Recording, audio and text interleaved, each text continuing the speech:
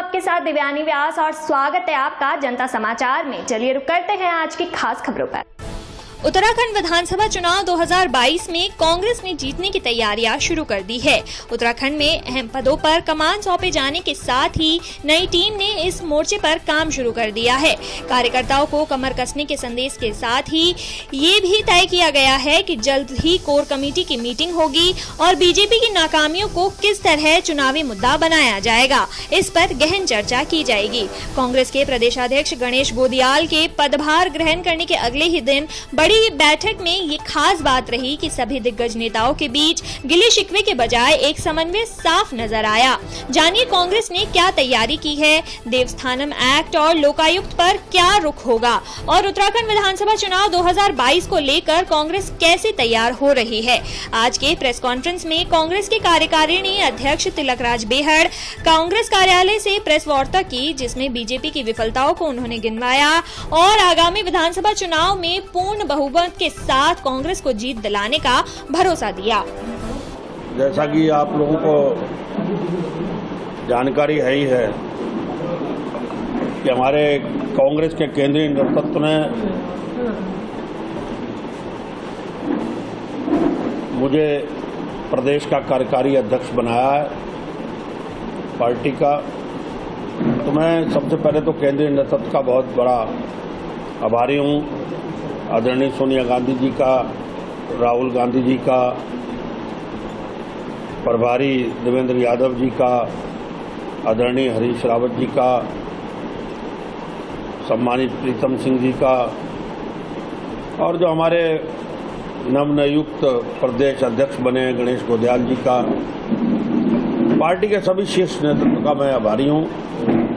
उन्होंने जो जिम्मेदारी मुझे सौंपी है मैं उसको बखूबी से निभाऊंगा। एक अवसर मिला है, बहुत कम अवसर आते हैं, हमेशा सदा कोई पार्टी के महत्वपूर्ण पदों पर नहीं रहा है, पर मुझे अब मौका मिला है तो मेरा प्रयास रहेगा कि संगठन को गतिशील बना सकूं, जो आपसी लोगों के अंदर मनमुटाव है उनको दूर करूं और सारे लोगों को साथ लेकर चलकर जो 2022 का हमारा मिशन है, कांग्रेस की सरकार प्रदेश के अंदर बने, उसको मैं पूरा करूं। पार्टी ने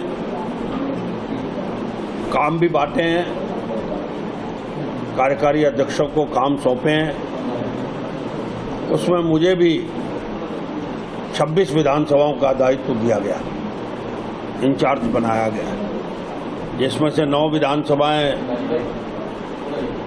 उधम सिंह नगर की हैं, 11 विधानसभाएं हरिद्वार जनपद की हैं और 6 विधानसभाएं देहरादून जनपद की हैं। तो संगठनात्मक दृष्टि से लेकर पार्टी को मजबूत करने के लिए मुझे काम करना है। तो मेरा प्रयास रहेगा कि मैं 26 की 26 विधानसभाओं में स्वयं जाऊं, वहां के कार्यकर्ताओं से मिलूं, बूथ तक कार्यकर्ताओं की समीक्षा करूं, क्योंकि हमारा बूथ मजबूत होगा। एक काम हम और करने जा रहे हैं कि हम बूथ कमेटी तो बनाते हैं, पर बूथ कमेटी के साथ साथ बूथ कमेटी की जिम्मेदारी होती है वोट निकालने की, मतदाता को घर से ले जाकर वोट के लिए प्रेरित करने की। वो हमारी बूथ कमेटियां उतना जितना करना चाहिए था उतना नहीं कर पाती। तो हम उसके लिए भी एक अलग से व्यवस्था करने जा रहे हैं कि वो बूथ लेवल पर हमारी एक कोई कमेटी काम करे, उसका नाम अभी तय होगा, तो क्या सम्मान उसको दिया जाए उसको। तो हम वोटर को निकालने के लिए भी एक कमेटियों का गठन करेंगे। और भी हमारी अभी 3 और 4 तारीख को कोर कमेटी की बैठक है। जितनी हमारी 10 समितियां बनी हैं, उन समितियों के जो कार्य रूप होगा उनका, कि क्या क्या वो समितियों को करना है, उसके ऊपर चर्चा होगी कोर कमेटी में। और हमारा प्रयास रहेगा कि ठीक है, लोग आज आलोचना कर रहे हैं हमारी कि साहब वो चार अध्यक्ष बना दिए, हारे हुए बना दिए। हमको उस पर ज़्यादा कुछ नहीं कहना, हम तो उनसे एक सवाल करना चाहते हैं। चलिए, हमने तो 4 अध्यक्ष कार्यकारी बना दिए, हमारा एक प्रदेश अध्यक्ष बने। हमने अपने संगठन को मजबूत करने के लिए हाथ बढ़ाए हैं, ज़्यादा से ज़्यादा लोग काम करें। हमारी 10 समितियों के भी अध्यक्ष बने हैं, उसमें उपाध्यक्ष बने हैं, संयोजक बने हैं। हमने काम को बांटा है। पर इन्होंने 3 मुख्यमंत्री क्यों बदले? तो भारतीय जनता पार्टी ने 3 मुख्यमंत्री बदलने का काम किया। उसको भी भारतीय जनता पार्टी के नेता जो हम पर कटाक्ष कर रहे हैं, उनके नेतृत्व से कहना चाहते हैं, इस पर जरूर वो जवाब दें। जनता जवाब मांग रही है कि आखिर उन्होंने 3 मुख्यमंत्री क्यों बदले।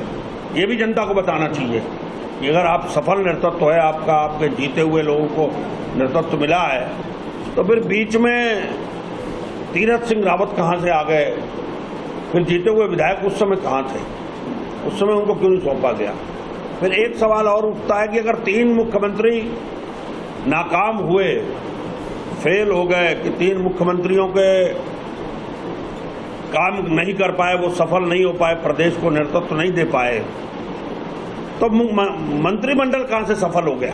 ये भी जनता को बताना चाहिए कि अगर आप सफल नेतृत्व है आपका, आपके जीते हुए लोगों को नेतृत्व मिला है, तो फिर बीच में तीरथ सिंह रावत कहाँ से आ गए? फिर जीते हुए विधायक उस समय कहाँ थे? उस समय उनको क्यों नहीं सौंपा गया? फिर एक सवाल और उठता है कि अगर 3 मुख्यमंत्री नाकाम हुए, फेल हो गए, कि 3 मुख्यमंत्रियों के काम नहीं कर पाए, वो सफल नहीं हो पाए, प्रदेश को नेतृत्व नहीं दे पाए, तो मंत्रिमंडल कहां से सफल हो गया? तो उतना मंत्रिमंडल भी दोषी है।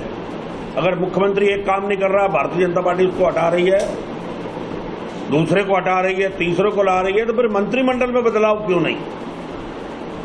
तो मंत्रिमंडल में भी बराबर का बदलाव होना चाहिए था। आज महंगाई सामने खड़ी हुई है चुनौती के रूप में। डीजल, पेट्रोल, गैस का दाम, सिलेंडर का 1000 रुपये कांग्रेस के समय 450 रुपये होता था। दालों की कीमत, खाने के तेल की कीमत, बेरोजगारी प्रदेश के अंदर मुंह खोल रही है। लोगों को रोजगार नहीं मिल पा रहा। सफाई कर्मी हड़ताल पर, आशा कार्यकर्ती हड़ताल पर बैठे हैं, प्रधान पूरे प्रदेश के अंदर बैठे हैं, बिजली कर्मचारी हड़ताल पर 1 महीने का समय दिया उन्होंने। तो सारे प्रदेश के अंदर हड़ताल का वातावरण, तो क्यों नहीं सफल हो पा रहे? सबसे बड़ा मुद्दा आज का जो है किसान है। 4.5 साल हो गए हम भाजपा से पूछना चाहते हैं कि जो आपने ऋण माफी की घोषणा की थी घोषणा पत्रों में, और आप ही के समाचार पत्रों में छपा था कि हम सरकार हमारी आएगी तो हम ऋण माफ करेंगे किसानों का। कितना ऋण माफ हुआ? एक किसान का ऋण बता दे माफ किया हो। तो झूठे घोषणा पत्र को लेकर जनता के बीच में गए हैं। हम उनके उस घोषणा पत्र को लेकर, उस दृष्टि पत्र को लेकर भी जनता के बीच में जाएंगे। महंगाई, किसान, आज गाजीपुर बॉर्डर पर किसान 8-10 महीने से पड़ा हुआ।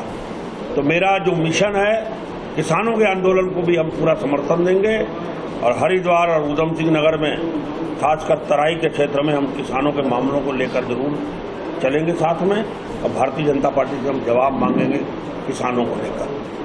और भी कई सारे ज्वलंत मुद्दे हैं, उनको भी हम लोग लेकर जाएंगे, पर अपने बूथ कमेटियों को मजबूत करेंगे, पार्टी को मजबूत करेंगे।